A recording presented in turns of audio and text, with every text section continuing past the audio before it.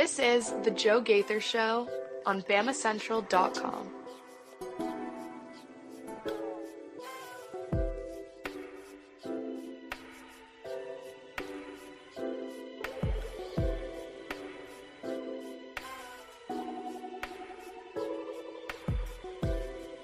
Good morning, Tuscaloosa. Internet world, West Alabama, how we doing today on this rainy Monday morning? This is the Joe Gaither Show on Bama Central, BamaCentral.com.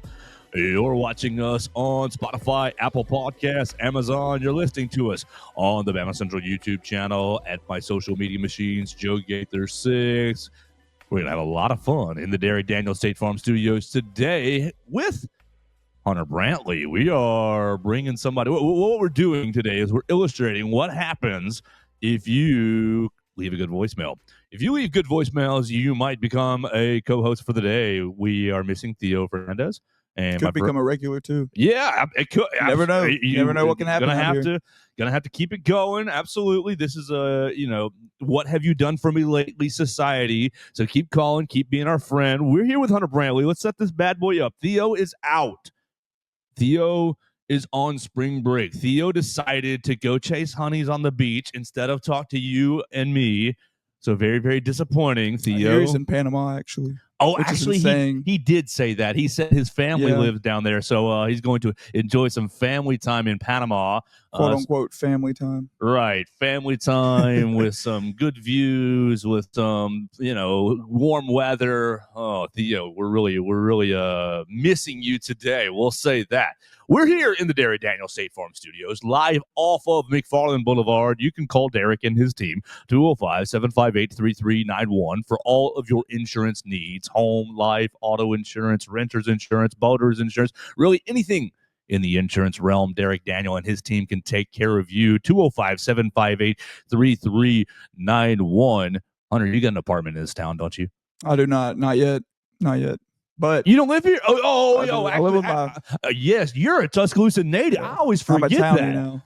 You're graduated, and now I'm just a local resident. But you're a Tuscaloosa native. You're ACA, right? Yes, sir. All right, Patriot pride. Right. No reason for you to have renter's insurance because you're still under the umbrella of mom and dad. But when you get an apartment, make sure you call Derek for your renter's insurance because these skeezy landlords all want to get one over on you. Make sure you have your own renter's insurance, Hunter. 205-758-3391. Flash this right here.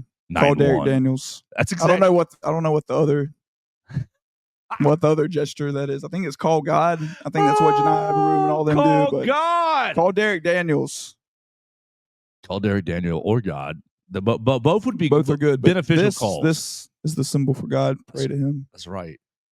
We're here in the Derek Daniels State Farm Studios with Hunter Brantley. You follow Hunter Brantley at Hunter Brantley 8 on the Twitter machine. Hunter Brantley was with myself at Tide 100.9. He currently works for WVUA 23, shooting all kinds of news and sports right here in Tuscaloosa for our friend Gary Harris. Shout out you, Gary. Hope you're having a good day. Gary about to go on the radio. 9 local. We're not promoting his show. We're just saying good luck. I'm just saying good luck. We like Gary. I'm just teasing. We love you, Gary. He has me on his show. We'll do Home and Homes. Gary, you can listen to him at 9 a.m., 9 to 11 on 100.9.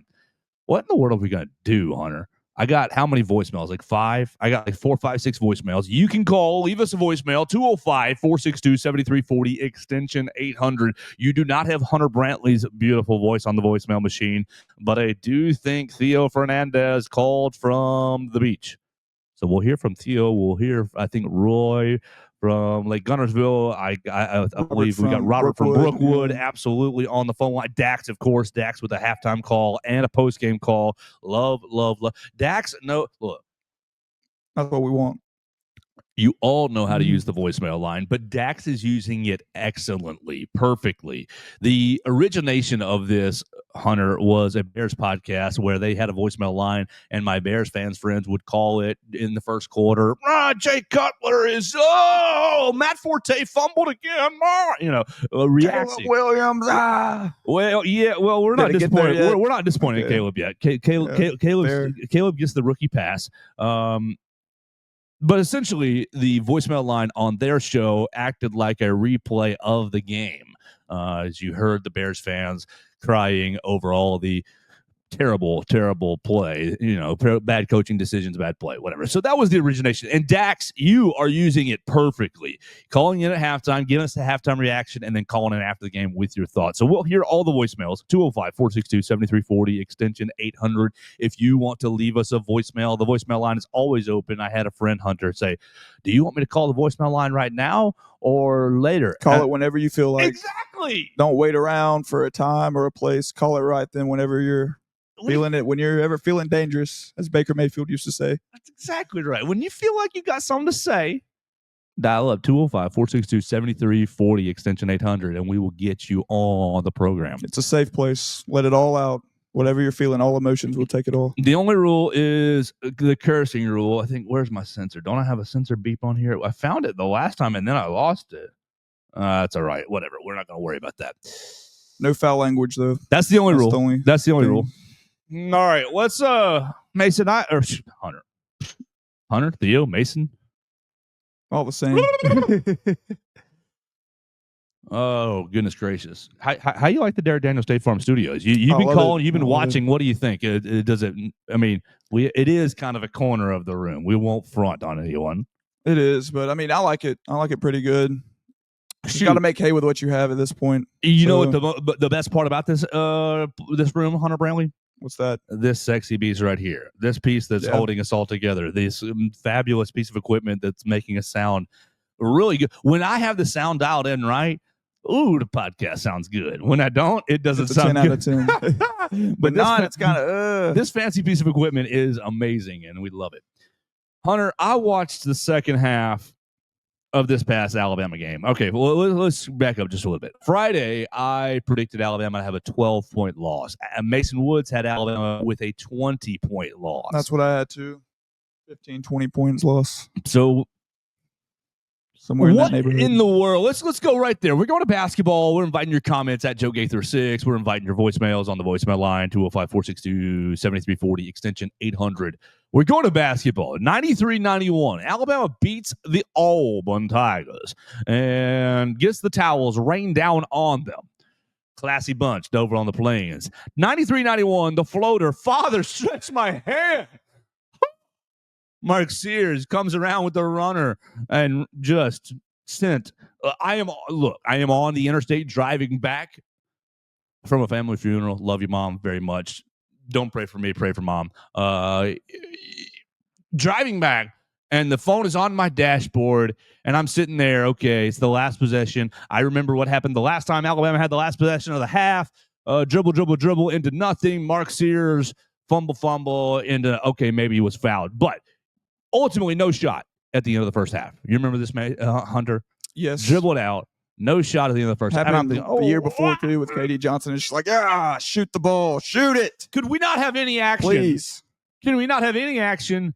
Get into the action at 6 and roll the shot at 2.5. Exactly. Oh, yeah. Let's do it at like 10. So what happens in overtime? They pull it in for the baseline. What, 8 seconds left? I think they got it across at like 12. They dribbled there. LeBaron's taking his time at the logo, and then there they go at 8. I'm trying to replay the Chris Stewart call in my head. I think LeBaron at 6. He gives it to Mark at 5. He drives in the lane at 3. The floater, good. It's game. Game over. Oh my goodness. So the team is learning lessons. This is evident. And maybe we should have taken a step back last week, Hunter. Because last week, after the Tennessee loss, after 2 weeks ago, after the Missouri, you lost what? 4. Four of your last 6, right? 3 of them. 3 of the 7 games. Yeah, three of the 7 games, right? Missouri, Tennessee, Florida. You beat Auburn. You help me out. You click that button right there and go to the last several games at the very bottom. You beat Auburn. You bounce back. Yeah, there you go. Right in the mic, and you got it. Yeah. Auburn. You lost to Auburn, Missouri, Tennessee, Florida, and then you beat Auburn, obviously, on Saturday. Yes, thank you. So 1, 2, so 3, 4 of the 5, 7. 6, yeah.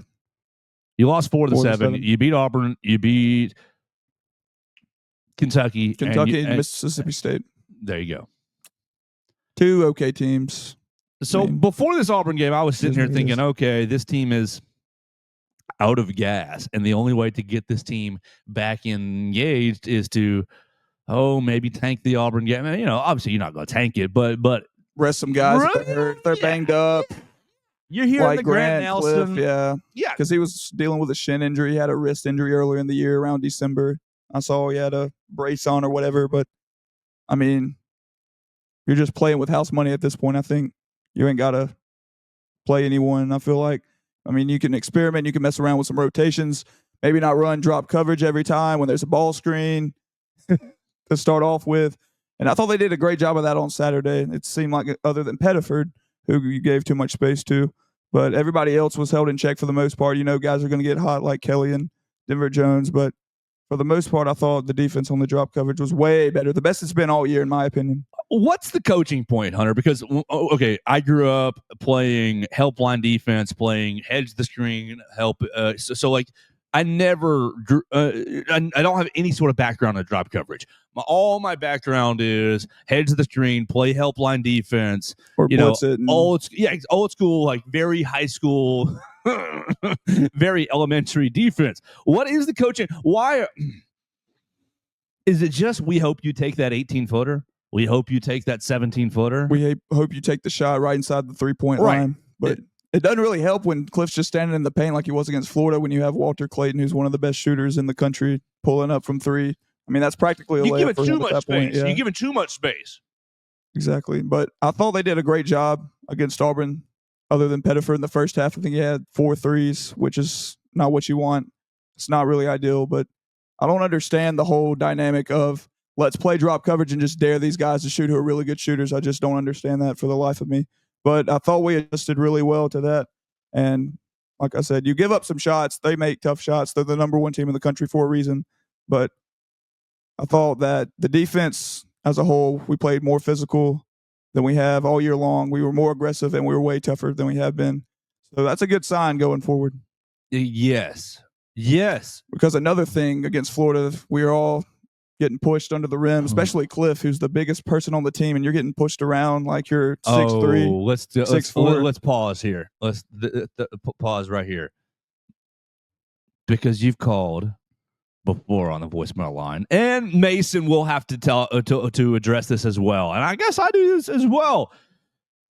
The last 2 weeks we've been wondering, is Cliff worth that money? That's what I'm saying. And he goes 7 of 7. He goes 8 rebounds. 8 points, 7 rebounds, right? 15 points, 15 brother. 15 points. 15. 7 of 7. Basically all dunks. Was it all dunks on the stat sheet? What does it say here? Okay, good layup. Okay, good layup, good free throw. And then the rest of these, good layup, good dunk, good dunk, good dunk. Good jumper. 2 good jumpers on this, according to the stat broadcast. All this to say,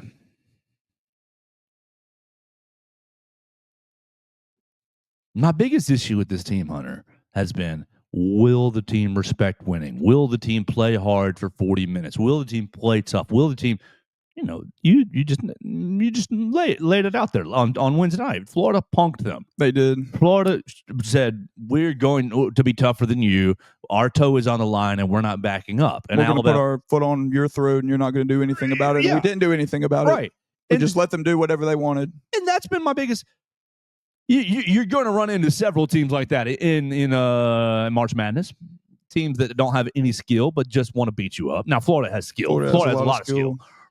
A lot of skilled big guys too. And that's kind of the problem. I think that was the outlier more so than we just played bad. They got 4 guys who are really skilled. Yeah. Hal, Condon, Jimmy Lou, and then they got Handlocked and back. So it's tough team to deal with. If Alex Condon could stub his toe, nothing bad, just a stub toe, and just a stub toe for this coming week in Nashville, I think that'd be a good thing. That was my biggest question mark with this team at this point. Is we have seen toughness in spurts. We've seen toughness at times.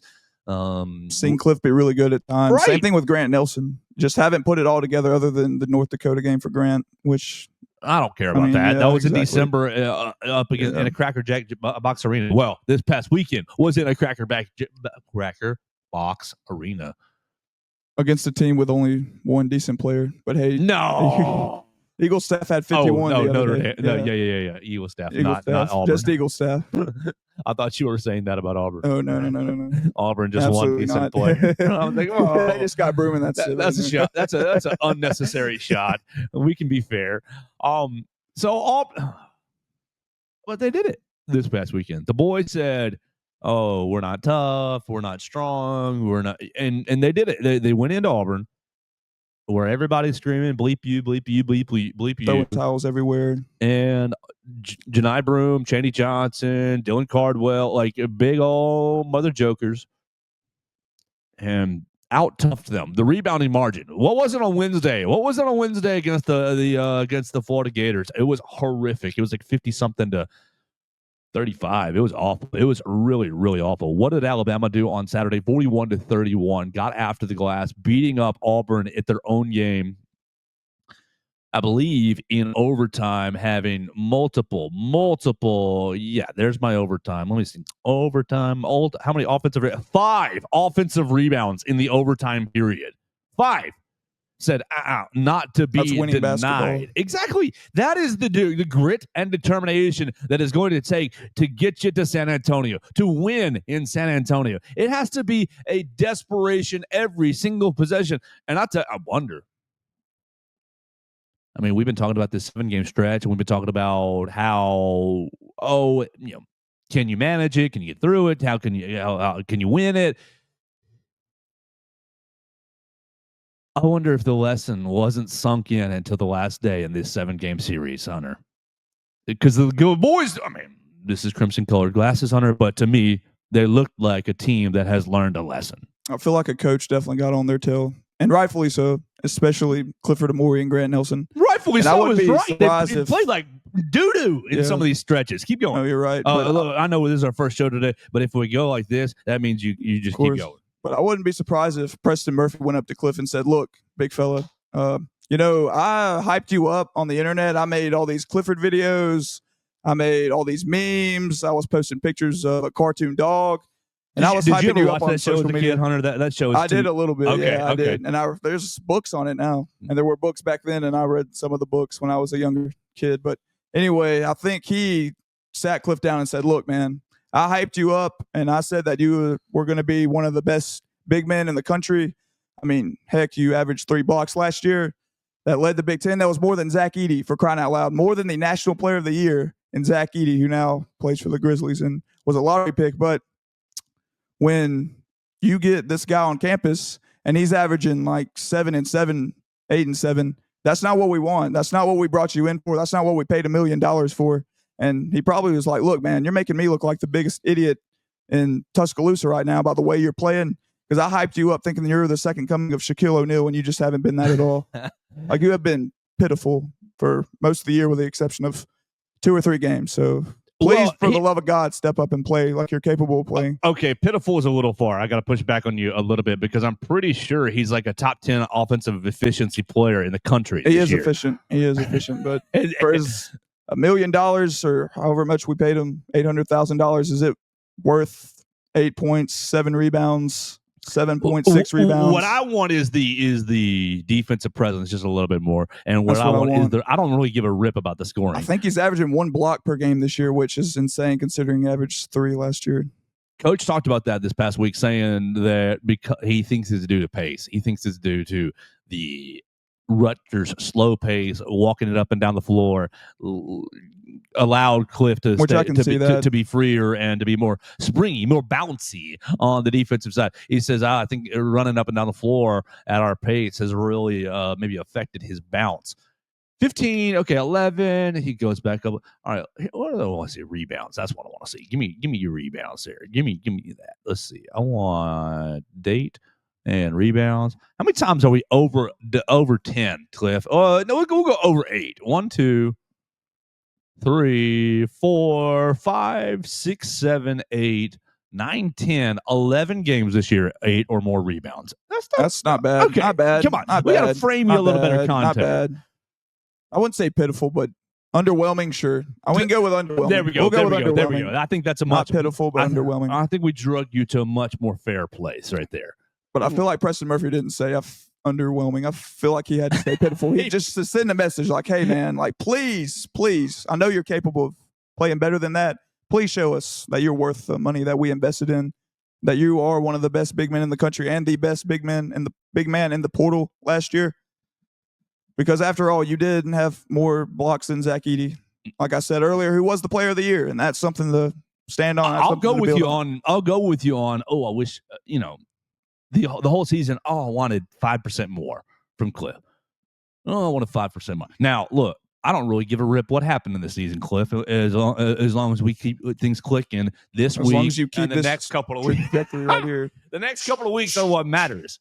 And I also wonder the 7-game stretch if Mark and Grant remembered how long it took last year, the run, and thought, man, these 7 games, I mean, we're going to give it our best, but we're playing for March.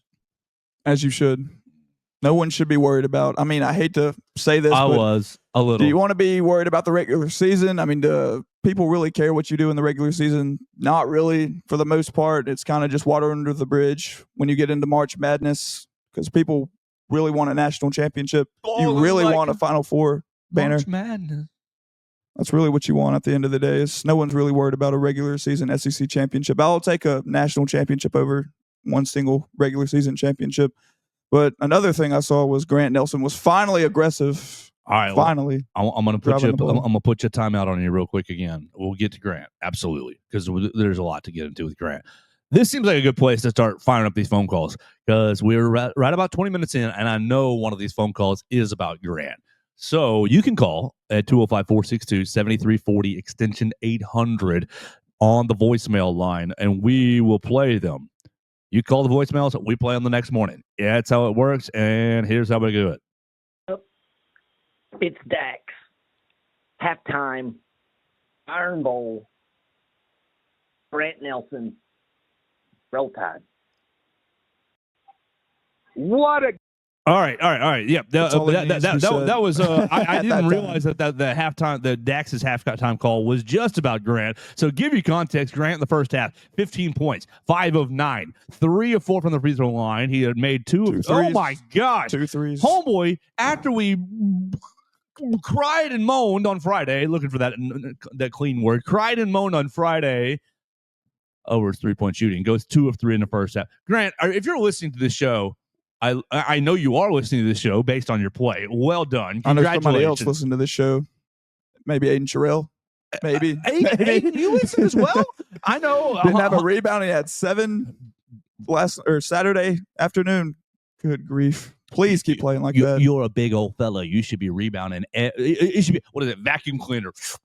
But Grant in the first half. We've been crying about Grant. Oh, he's this, he's that. He hadn't been playing up to snuff, and really he hasn't. But chin injury, wrist injury, shoulder this.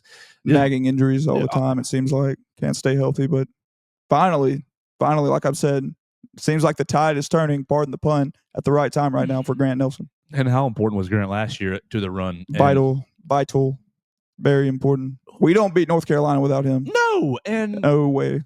No ifs, ands, buts about it. You look at the last month and a half, and it's been marking the misfit toys. Honestly, I mean, I love the guys, but it's been marking the misfit toys. Youngblood, marking Modi, marking whoever really. Right, whoever he can find, marking who's going to play Robin tonight. Grant, you are Robin, and that's disrespectful. You're not Robin. Who is a better partner? Who's a 1 and 1A? Like you're Robin. Robin is Captain America, maybe.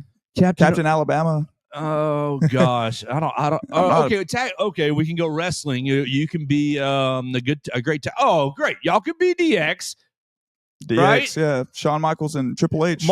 Mark Sears is definitely Shawn Michaels. Okay, Mark is Shawn. Triple H. He is the showstopper, the heartbreak kid. You know, he is everything. But you got to be the game, maybe. You got to be the game. You've got to be the cerebral assassin. You have to basically be the king of kings. You've got to tell everybody where the sun don't shine. And that's what made DX so special, is giving everybody the double chops. And now you're seeing everybody do it. You're seeing Anthony Edwards on the bench doing this, which I don't hate at all. Grant. you got to be the tag team partner. You got to be, I'm coming in here, not, hey, we're all watching Mark go perform from the back, and maybe he'll call one of us out here to come help tag in. No, He's sitting up there with his feet kicked up, drinking water. Well done, Grant, but you got to keep it going. You got to keep going. You got to continue. Just like Cliff, Grant. Same trajectory. Up. Absolutely. We'll keep going here on the voicemail line, 205-462-7340, extension 800. Game. That was electric. I'm fired up. I can't believe what I've watched. It literally just happened 5 minutes ago. So sorry I could not be on with you guys today, but I'm listening. And, man, Mark Sears is the greatest basketball player in the University of Alabama's history. I don't want to hear anybody with any doubts at all after what he just did. Number one will be hanging in the rafters, as it should. This is his iconic moment. And, man, I'm so excited to watch the rest of this run. I'm so excited to see what we do in Nashville. And I'm so excited to see how this incredible career that Mark Sears has had will end. I want more iconic moments, Joe, from Mark Sears. I want more buzzer beaters. Preferably one to get us to the Final Four. Did you listen last week, Hunter? I did a little bit, yes. We had, and Roy's got a call on here, so I'm hopeful that he will address this because I didn't listen to it. Look, most of these voicemails I'm not listening to beforehand. We playing them live so we can get the right reaction here. Roy last week, and I hope you address this, Roy, basically used the Alabama phrase where legends are made and said Mark Sears is not a legend. That's the most ignorant thing I've ever heard in my life. Okay, that's fine. That was before Saturday. That's fine. Okay, I'll agree with you. Ignorant, not smart, not the right take there. But even before we will leave you room for that. Okay, we'll leave you some room. Does Saturday not move a non-legend into legend status? A game-winning shot in overtime to beat the number one team in country in their on gym. Senior night, exactly. Does that not move? And all those great seniors. Let's just play the premise that Roy and Lake Gunnersville is right, not a legend. We know it's false, but we're playing the premise. Does Saturday not move a non-legend into legendary status? We go 9 points on the game. 9 points, 3 of 9. So, look, my man is not even really trying to assert himself on the game. 7 assists, facilitating to everybody else. Only 1 turnover, protecting the basketball. 40 minutes. 40 minutes of directing traffic, only to drop the game winner at the end, left-hand runner. And the thing is, I think Auburn built their game plan to stop Mark Sears and to say, hey, everybody else, if you beat us, so what? We'll tip your hat. Grant Nelson will tip your hat to Cliff Amori. But Mark Sears, you will not score 30 in this gym and come out here with a win. But it turned out that he was the one to make the game-winning shot, which is the funny part in all of it. But they said, no, Mark Sears, we're not going to give you any space. We're not going to give you any open looks. You're going to have to earn every point you get. And he damn sure did that. Beautiful morning. Okay, let's keep going. Voicemail line, 205-462-7340. 205-462-7340. Extension 800. You can call the voicemail line like Dax did, and like that was Theo. I think we're going to get another call right here. Hi. Theo again, or Dax. Was one of the best basketball games that I've ever seen in my life, dude. It was filled with so much hate. I mean, you had Chad, the geriatric Mazzara out here looking like somebody paid him to take Chris Youngblood out or something. And then we just kept responding. Oh, dude. Oh, there was so much emotion. Also, to everybody who called for the firing of Nate Oates, suck my big toe. I believe in Nate. He's my head coach. Roll Tide. Let's get all the way to the championship. I'm so excited for March. What a way to end the season. Let's just keep this momentum going. It was perfect. Roll Tide. Roll Tide, Dax. Roll Tide. Let's address Chad Baker-Mazar, should we, Joe? We'll go piece by piece. But yes, piece by piece on his call. He had a lot in his call. First, how great of a basketball game was that? 10 out of 10. Game of the year. Not even close. And I can't believe. ESPN, you are dumb. Why you are did you go so to Chapel dumb. Hill? You are. Why? Because blue blood, North Carolina, no, Duke. Look. I am. Must win. We gotta have it to get in the tournament, even though we're 1-11 against Quad 1 teams. Get out of here. I'm as big a Get outta sucker, here. Hunter, for branding as anyone. I love the Texas brand. I love big box, big blue brands. Love it. And Carolina Duke, man, high school Joe would have been on his couch. Carolina Duke, we don't care what the records are, the pageantry. ESPN, you fumbled you fumbled massively. Big time. You fumbled a game that was a top 10 matchup that ended up in overtime. Both that was games, a really. two point ball game. Didn't Duke blow them out? Yeah, they did. 82-69, 82-70. It wasn't a game the last 5 minutes. So you absolutely Took complete control. fumbled and farted away great television in favor of tradition. So great. Awesome. All right. So next part. It was a great game. It was an unbelievable game. Next part, the emotion. He said, the emotions. You start with Chad, but there's like a billion places to go with the emotions. You can go Crimson Crane, Bruce Pearl. You can go Crimson Crane, Grant Nelson. You can go throw in the everywhere. You can go Nate Oates, begging him on, but I like that. Oh. But we'll start with Chad Baker-Mazara because that dude needs to be addressed. CBM. We'll start with that clown. But I don't know how you can't get a flagrant. I don't know how that wasn't a flagrant when he swiped at Chris's face. Couldn't you make the excuse? He's going for the ball. He's going for the ball. Well, if the ball is bouncing right here in front of you, how do you miss the entire ball and not even get leather on the ball at all? How are you doing this and you just missed the ball and hit some dude's hand? I mean, hit some dude in the face. And his hands were clawed like this. Scratch his eye open. Exactly. Hey, man, well, first thing. Like, that's such a terrible excuse. Let's trim our fingernails, guys. Let's keep our fingernails trimmed, fellas. Well-groomed, well-manicured fingernails. You know, the ladies like it nice and pretty and painted. Guys, fingernail clippers. We don't need to be scratching people's eyes out. Exactly. I guess he thought UFC 313 was right there in the city of Auburn. I'm not sure. But that's what it looked like he needed to be doing other than playing basketball. Maybe he can do that now that his season's going to be over in a month. All right, so Baker-Mazara gets knocked out of the game or gets kicked out of the game because he elbowed Chris Youngblood in the back of the head. And what are your thoughts on the scratch though? Did you think it deserved a flagrant? I got to be honest with you. That's part of the game that I did not see during my. By the time I got it on, Chris already had a big old Band-Aid over his face. Yeah, so that's what it was from. But I thought you saw the post game picture where he was bleeding, with the blood. Yeah, now I gotta ask you, that was cool. Do you think that was CGI? I want to say no, but I think so. I do too. My heart wants to say no because that looks so freaking cool. It was perfectly It was done. Awesome. The little blood trickle coming out of the eye. Like a warrior. Exactly. Like he just went to war. Now maybe it was real. Absolutely could have been real, but the photo looked too good. So well done. Hey, if it's real, you're a beast, Chris Youngblood. If it's fake, well done, Alabama social team, because it did look good. So I didn't see that part, but what I saw. So I went back and watched some of it and then kind of got distracted. People are saying Baker-Mazara, the elbow was retaliation. In the first couple of minutes of the game, look, we have crimson colored glasses on, but we will be honest when we can. Okay, in the first couple of minutes of the game, Youngblood does give him a shot in the back as they're kind of switching on the defensive end.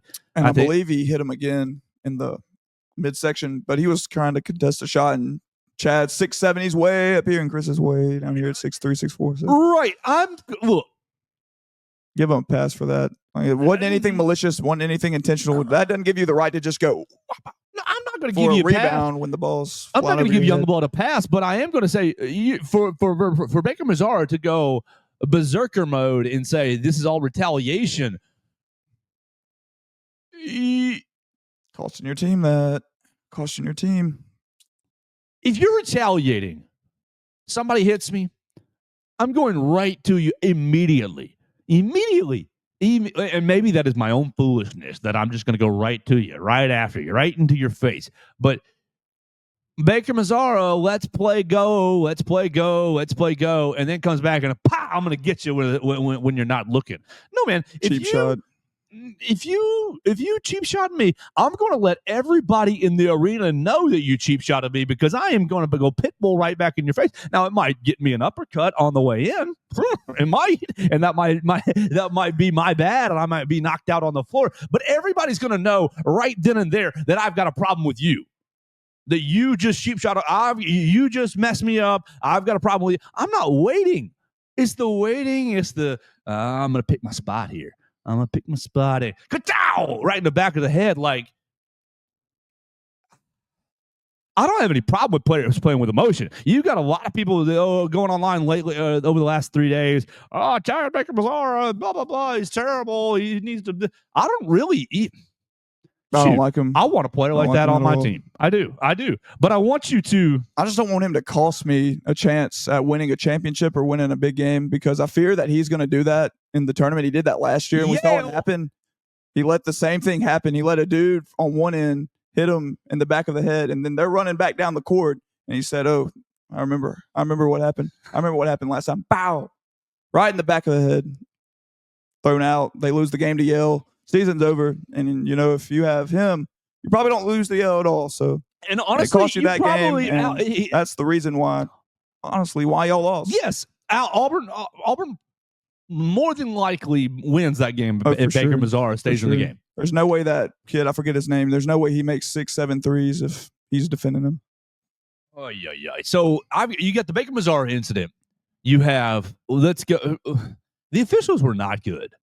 As far as very inconsistent controlling because seems like we're saying that all the time though about the officials. Oh, they're inconsistent. Awful, they're not that good. Awful. It seems like it's that way all the time. You've got the Grant Nelson dunk, and he goes Crimson Crane mode. Bruce Pearl lost his mind. Oh, and everybody, the kids in the background, like technical. I would have been doing the same thing if I were an Auburn fan. Let's just be honest with you. I would have been doing the same thing, asking for a technical foul. What was so hilarious to me was listening to the Auburn radio network. No, is that not a technical foul? Are they going to review this? And they might call it flagrant. They might call it flagrant on Cardwell. That's taunting. Oh, that's taunting. They're losing their minds. How is that not taunting? How is that not taunting? That's entertaining all in and of itself. I told my dad as we were leaving the funeral, as he was driving back, I said, "You got Chris Stewart on one right because he's not an Alabama fan. He just wants to be entertained." I said, "You got Chris Stewart on one side, or you can listen to the Auburn radio network." And I had not even listened to them yet. I'm at a funeral. We're leaving. And I said, or you can listen to the Auburn radio network and listen to them complain about the officials the whole second half. I didn't even know what was going on. That is part of the broadcast. That's what they do. It's baked in. They're different down there on the plains, man.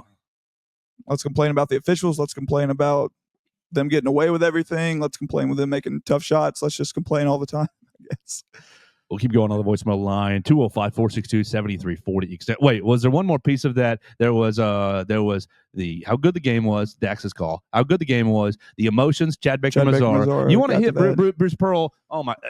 I want your thoughts on this. You're a young guy. You were in school when John Mechie hit the Crimson Crane. And I loved it. Loved every minute of it.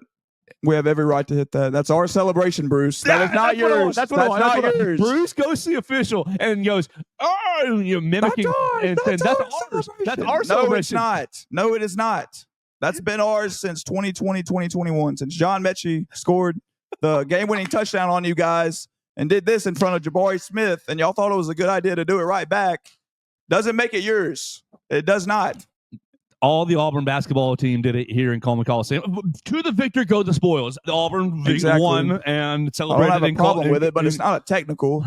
If anything, this should be a technical. This has been unsportsmanlike since the beginning of. Tell the podcast people what you did because they can't see you.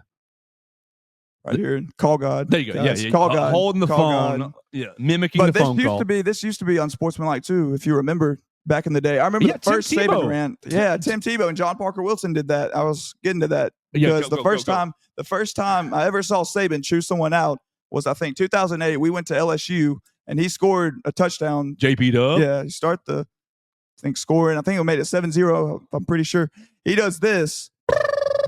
15-yard unsportsmanlike conduct, number 14 on the offense. Penalty to be assessed on the following kickoff. Yada yada yada. And now they're doing this all the time.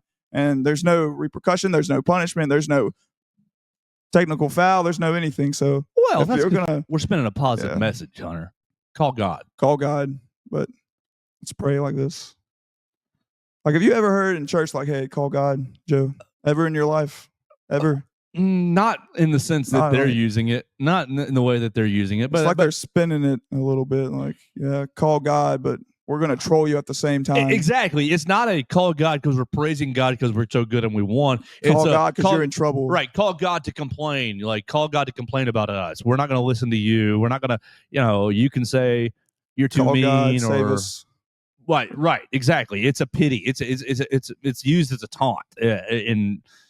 Okay, that's a choice. It's used as a satire. Right. I'm not really going to be invoking God in my taunt. I don't really think. Yeah. Last piece of the sportsman, like, God didn't answer Saturday. You throw in the towels. That too. I mean, grow up. Mark gets his little runner. Everybody runs into the corner and celebrates. And all the Auburn students throw in the. I mean, okay, could have been worse. Could have been something real, something like a beer bottle or a water bottle, troublesome. But it's a bunch of the towels that they gave out just started raining down. Please do not throw things on the playing surface. And Bruce Pearl saying, "Don't throw stuff on the court. Don't throw anything." Because that could be a fine too, if I'm not mistaken. Yeah, yes, it can. Yes, for sure. We'll keep going. We got, two more voicemails on the voicemail line, 205-462-7340, extension 800. Roy, Lake Gunville here. I had a thought watching that game. I thought, what if Nate Oates is so inspired by the NBA game that he actually just doesn't care about defenses in a lot of games? He just really don't care. I know the fans care. I know you care, Joe. But what if he sees it as, hey, it's a long season. These boys only got 2 legs, and I need them for shooting. And he just plans to outshoot anybody in the gym. But then when it comes to playing the number 1 team on the road, he tells them to lock in. He tells them it's time today to put in effort on both sides. What if it can be coached? What if it can be turned on and turned off? Well, we saw it turned on today. I mean, they were playing good defense. Even those mid-range shots them Auburn boys was taking, they were not good shots. They were well covered. So I give my props for that and maybe a little hope for the future of this season. That said, Mason, you got triggered by my comment about Mark Sears. Well, let me tell you, I left you a 2-minute voicemail. You should have talked about a lot more than just what I said about Mark Sears. But today, you win. Going out number 1 team on the road, mid-range shot for the win. Ooh, that was the stuff of legends. The only problem is it wasn't in Coleman Coliseum, but it might have even been more impressive that way. Roy, good.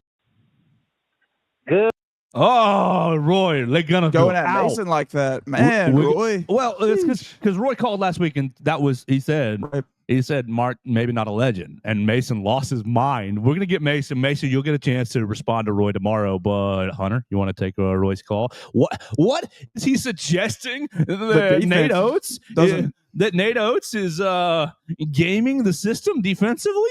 That he doesn't care about defense in the regular season, which I highly doubt that. In fact, I don't believe any of that at all, because what's the old saying goes, Joe? It's defense wins championships. So you're going to have to play elite defense if you want to win said championship in April in San Antonio. Right, but he's saying, I'll let you keep going. He's saying that Nate Oates is maybe suggesting that they save the defense till postseason.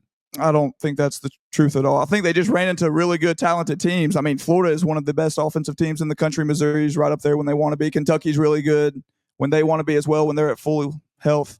Obviously, they hadn't been like that in a couple weeks. Now it looks like they're getting back to it, but they definitely aren't just turning it on and turning it off. I think there's just some instances where, it's hard to play defense when you're standing 6 feet away in the paint. When someone sets a ball screen and you just leave a really good shooter wide open, that's not a good recipe for success at all. And then when you're getting bodied in the paint, that's also not a good recipe for success when you're trying to play defense and rebound the basketball. So maybe if you play more physical, you play tougher, and you play more aggressive like you did on Saturday in all 3 of those aspects, then you're probably going to play better defense and you're probably going to end up winning the game. And that's exactly what happened. It's really as simple as that. Simple as that, Roy. Simple as that. Mid-range Mark. I gotta say, we gotta make that stick. Mid-range Mark. He did take another mid-range, falling away. Yeah, out of bounds and made it. Which was a good shot. Where's my game tracker? Because I got the shot charts on here. I like to look at the shot chart just to see where they all fell. Right there, Gamecast. Because let's see, I'm pretty positive. I mean, Auburn was horrific in the mid range. Let's see. Here we go. Show filters. How would we describe this? Alabama. I'm going to go 1, 2, 3, 4 mid-range shots. I'm not counting that one right there. I'm counting one right outside the free throw line. That's Mark's game winner. I'm counting one outside the paint. Are each of these labeled? Yeah. Oh, they're labeled. Mark Sears made jumper. Oh, my Mark Sears. Chris Youngblood made jumper, and Grant Nelson made jumper. Those are my 4 mid-range shots that I'm counting. Now, how many missed mid-range? 3 missed mid-ranges. Mark Sears missed 1, 2, and Youngblood missed 1. So Mark is 2 for. I have him 2 for 4 from the midi, and I have Youngblood 1 for 2, and I have Grant 1 for 1. Now, you Auburn Tigers, y'all shot so inefficiently. Y'all shot so inefficient. How many of these mid-range misses? 1, 2, 3, 4, 5, 6, 7, 8, 9. Too many mid-ranges. I mean, tonight. And Janai tried to take.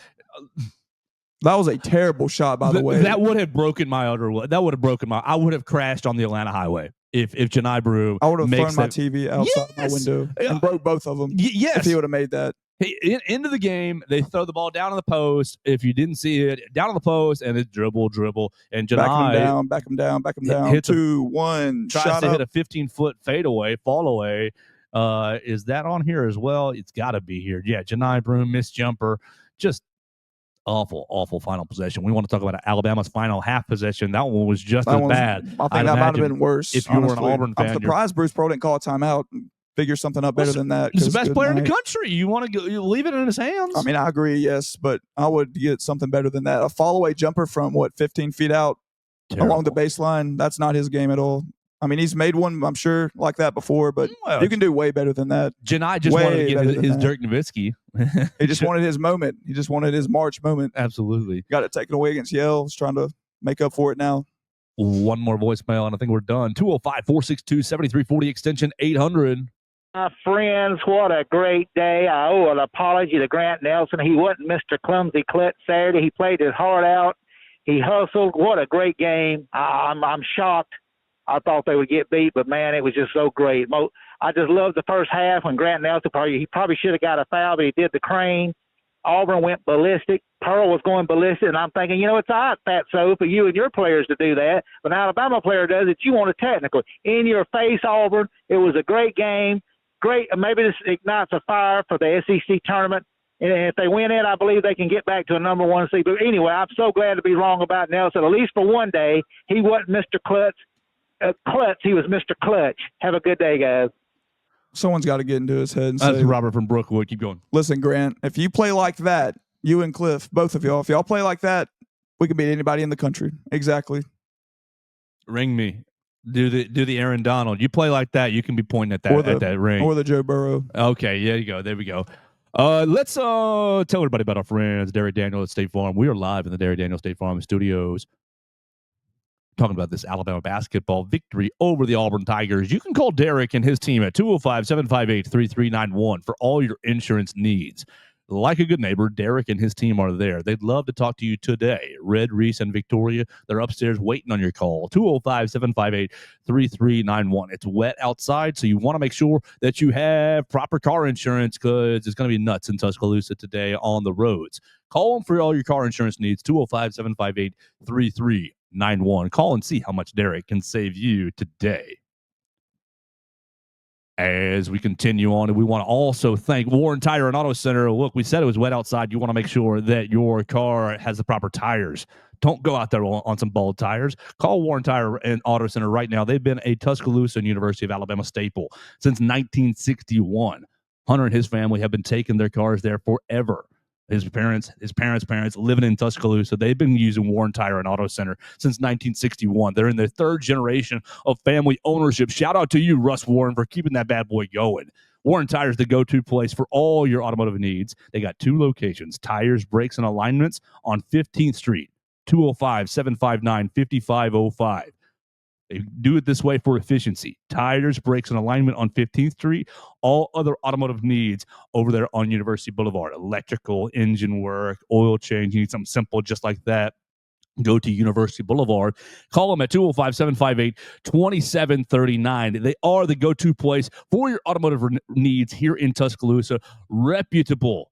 God, that's the hardest thing to find when you're dealing with auto mechanic, auto work, really anywhere. But Warren Tire is reputable, and they stand by. They're going to do great work. Call them today on 15th Street, 205-759-5505, or on University Boulevard, 205-758-2739.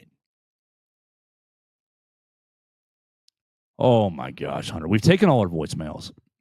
And we're working our way through this ball game. Obviously, the celebration is there, and we want to keep it going. But I want to ask you, Hunter, does Saturday's performance, because here's where I was as I set this up context. I thought, okay, you go to Atlanta and you just, Nashville. Thank you. You go to Nashville, Bridgestone. and I mean, you think back to last year, you're one and done last year. You get back to Coleman Coliseum and you rest up for a whole week before you travel out. And so going into Saturday's game, I was thinking, okay, you just take it on the chin here in Auburn, then you go to Nashville and try to not make it too ugly, and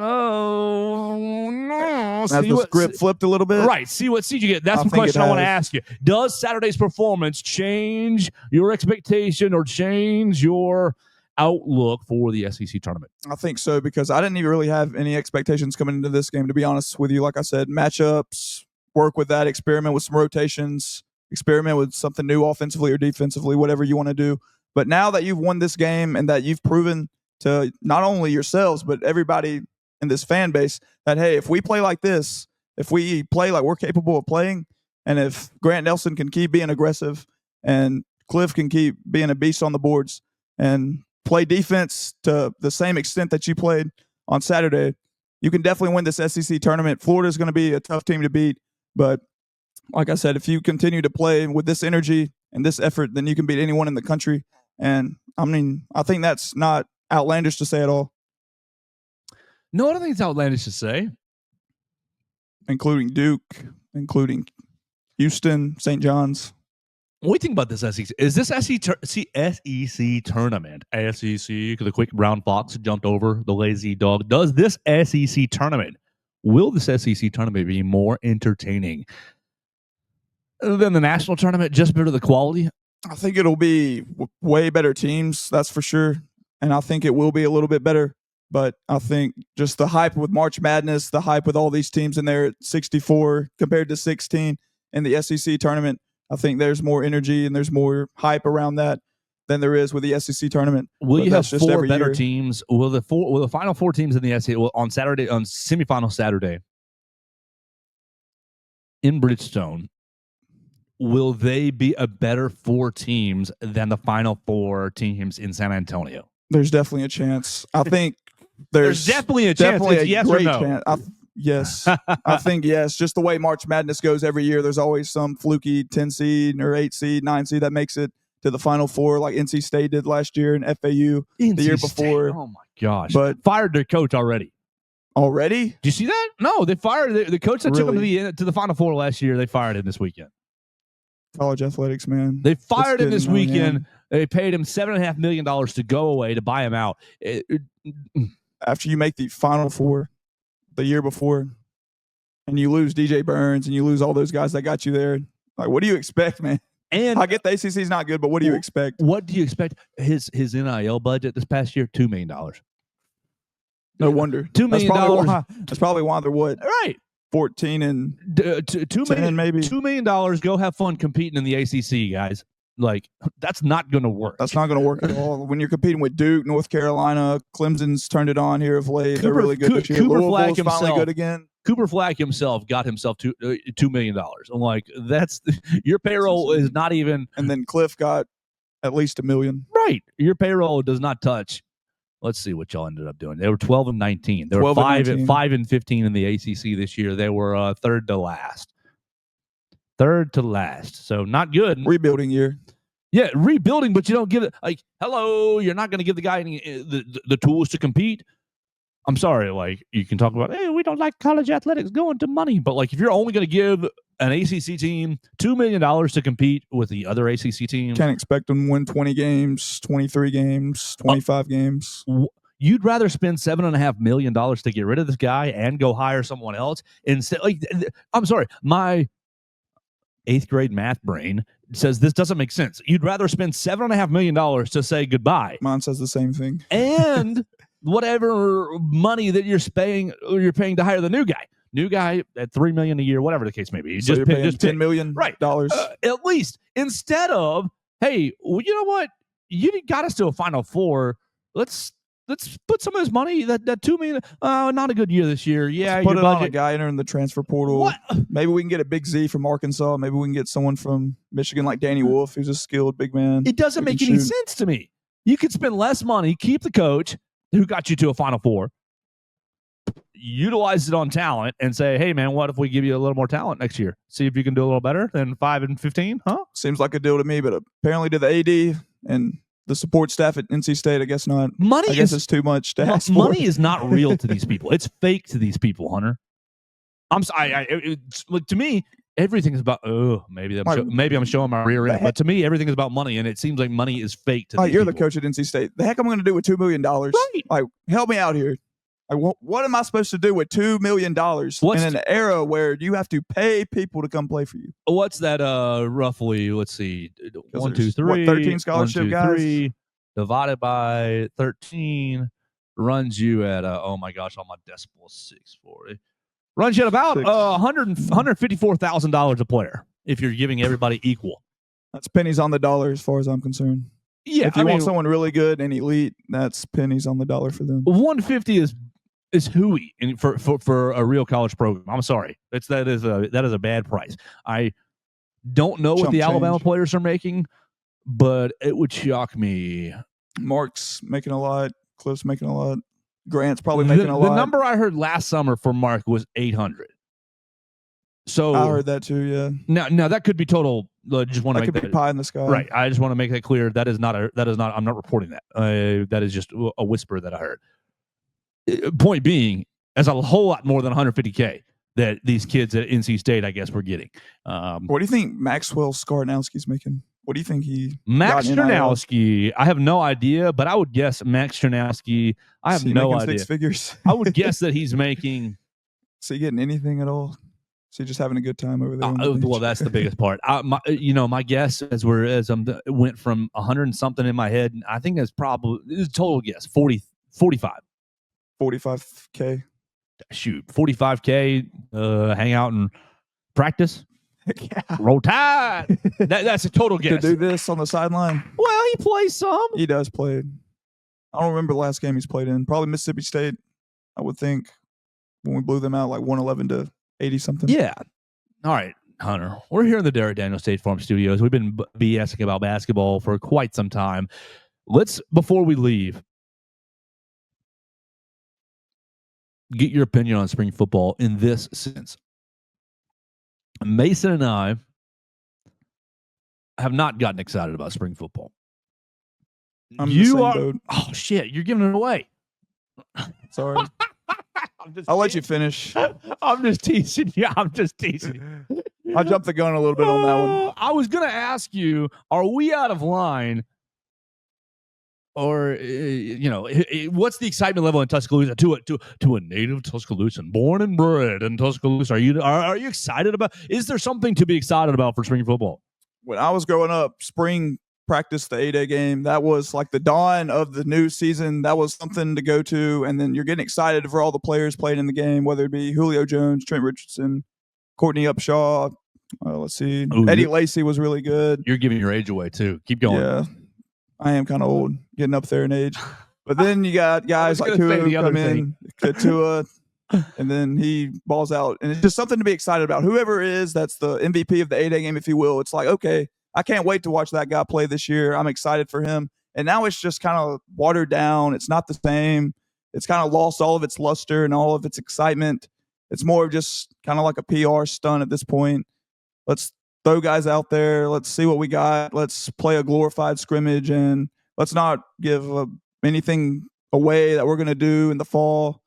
And let's have a good time, and let's eat steak and potatoes after the game for the winners and losers, and let's call it a day. But now this year, I'm not sure what's going to happen. I'm not sure if we're going to have a real game like we used to. I'm not sure if we're going to do some modified spring game where we're just out there in shorts and it's flag football. I wouldn't mind seeing, I think I called in on this, seeing a coaches versus players flag football game. I think that'd be pretty cool to see.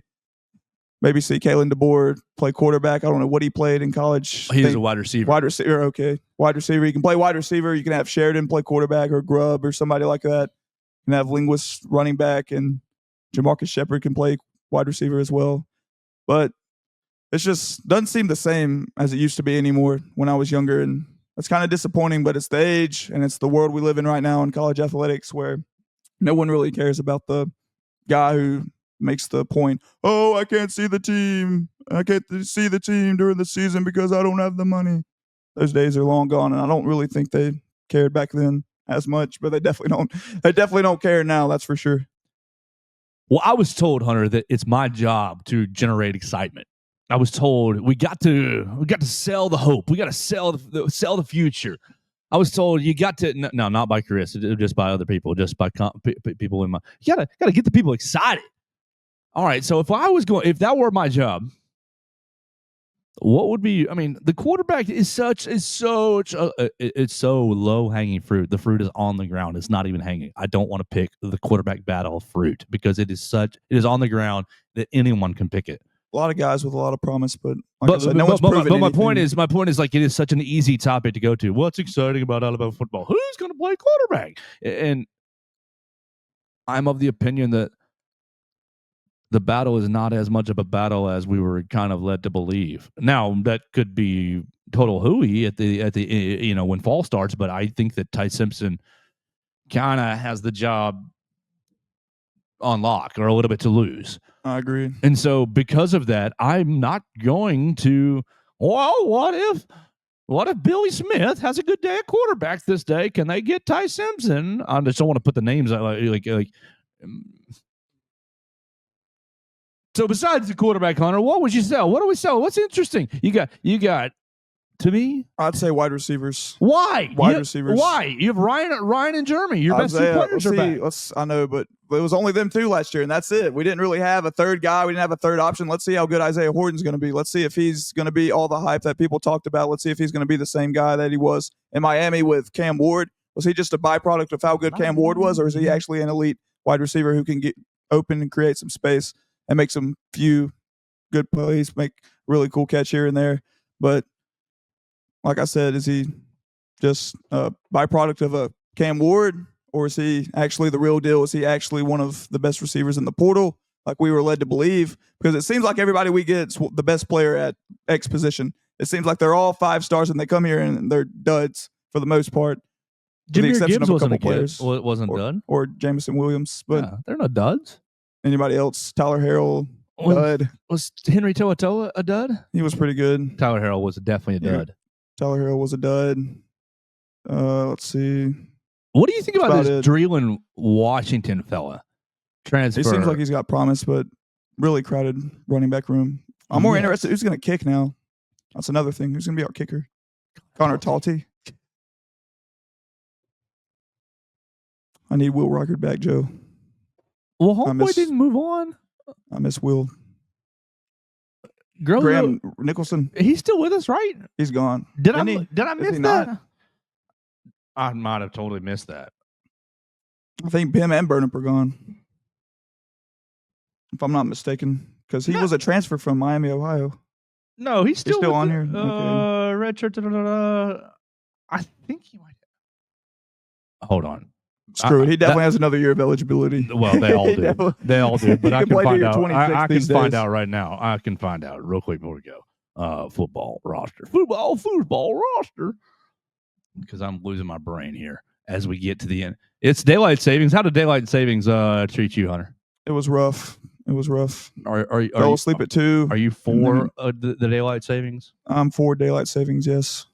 Do not go back to standard time, please. Graham Nicholson is gone. Graham Nicholson is definitely gone. Okay, come on. Bad Joe. Graham Nicholson, adios amigo. Hope you have a great career. You had enjoyed your 1 year at the Capstone. Hope the money was worth it. I'm sure it was. For sure.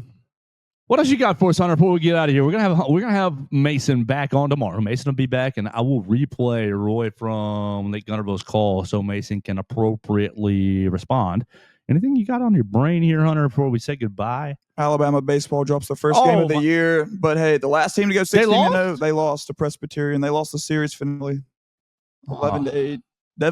Very disappointing it was because me and Will Miller, we were texting in the middle of the game like, this team they kind of suck. I mean, not trying to be hateful, but this team's not that good. And what happens? Not Alabama. Presbyterian, not really good, not that good of an opponent, but they come back. We were up 4-0. They come back and beat us, and it's kind of like, oh man, pitching. Ooh, you're a baseball guy, though. Some problems. You're a baseball guy, though. What's this team's feeling? What is this team worth investing in, or is it just another ninth place team in the SEC that's having a good opening to the year? Right now, I would invest in them, but we're going to find out how good they are. Next weekend, we'll find out how good they are when they go to College Station and take on the Texas A&M Aggies, who was supposed to be the best team in the country this year. And for whatever reason, I don't know if it's coaching, I don't know if it's players, I don't know what the deal is, but they have been terrible. They've underperformed this year. And then you got Tennessee the week after that. So we'll find out in these 2 weeks, Joe, how good this team is, if they're contenders or if they're just pretenders. Where do you rank Tony Vitello on list of coaches you don't like? Or do you like Vitello? Do you like him? You're a baseball guy. Do you like Vitello? I like him as a coach, but he's definitely kind of a bad person off the field. Kind of arrogant, kind of cocky, but that's kind of what comes with being a really good coach. And when you win a national championship, I guess you can act like that. You can really act however you want to. So I don't really have a problem with him as a coach. I wouldn't mind if he was our coach, to be honest with you. But he drives me crazy. That's just high praise. He drives me crazy because he's crazy. He is crazy. But so is Dan Hurley. Who's more insufferable, Vitello or Dan Hurley? Oh man. That's a great question. Vitello to me, just because of the Tennessee factor. Yeah, and it's closer to home. But Dan Hurley drives me nuts because he plays the victim so much. He wants to yell and scream, but then he plays the victim on the other side so much, and it's like, oh yeah. You pick a lane, pick the tough guy lane, or pick the victim lane. And then it'll say stuff like they'll go 0-3 in Maui and say, like, we're done with this. We're done with these multiple team events. I've had it with this. You know what? I'm sick and tired of it. And then he's like, yeah, the refs cost us this game. The refs. Like, shut up, dude. I'm not a big Take some ownership for once. You're a two-time champion. I like Hurley, but then sometimes he does things like that just drives me absolutely nuts. Did you see what his brother did at Arizona State, waving the players off? Don't shake hands with the other team. I think they were playing Arizona. Yeah, I get it, rivalry game, but didn't they agree on that before the game started? They might have. I think they agreed on that before the game started. That the heat was too much. I thought that was just him being spontaneous and saying, "Go back to the locker room. F these guys." Hunter, it's Monday. So, big Monday Night Raw tonight. You into wrestling? A little bit, yeah. Casual fan, but Seth Rollins, CM Punk, Steel Cage tonight. Main event, Monday Night Raw, Netflix. Might have to tune in on it. You're going to get Netflix about 7 o'clock, so about 8:25 or so, you'll get that Steel Cage match going on the Netflix. We're going to get out of here for the day unless you got more on the baseball. Justin LeBron, best player in the game. Invest in him. If you're not going to invest in the team, at least pay attention and give some love to Justin LeBron. Now, he is not draft eligible, right? Because he's a sophomore. He's a sophomore this year. So we'll have another year of Justin LeBron. But get to the games and see him while you can, folks. Buy your Justin LeBron jerseys right now so that his junior year, he knows how much he's loved. And so that when he's getting that number 1, number 3, number 4 draft pick, whatever. Hopefully number 1. He thinks, man, I'll come back to Tuscaloosa for a senior. He won't. Pull a Peyton Manning. He won't. I'm back. Oh, man, we'll get out of here for the day. We're going to get ready for Monday Night Raw. The football team is off this week. That's why the football was light. Football will be on spring break this week. All the boys are down with Theo, checking out the honeys in Panama. They'll be back next week with Theo. He's going to make sure they're all behaving. And we'll talk to you again tomorrow. We'll start setting up the SEC tournament with Mason Woods. We'll get him to react to Roy from Lake Gunnersville. We will get Mason's reaction to the basketball game. We will start setting up the SEC tournament. Do you like Alabama's draw? I Kentucky first game. If they win, assuming it goes chalk, Kentucky. I think, Right, but I'm looking at Saturday. Florida might be ill. Might be an early weekend coming back to Tuscaloosa with the Florida Gators. Winner gets the 1 seed, so you got more to play for right there. Absolutely. Winner gets the 1 seed, the last 1 seed. It's going to be a lot of fun. We'll get into it tomorrow with Mason Woods. Hunter Brantley, you follow Hunter at Hunter Brantley 8. Thanks so much for your time, Hunter. Tell the people hello and goodbye. Hello, goodbye. Anything else you want to say to them before you say goodbye? Roll Tide. All right. We'll talk to you again tomorrow right here on the Joe Gaither Show on Bama Central and BamaCentral.com. Thanks for joining us on today's edition of the Joe Gaither Show on Bama Central. Keep up with Joe on all his social media pages at Joe Gaither 6. Subscribe, rate, and review the show on Spotify and Apple Podcasts, and be sure to read us daily at BamaCentral.com.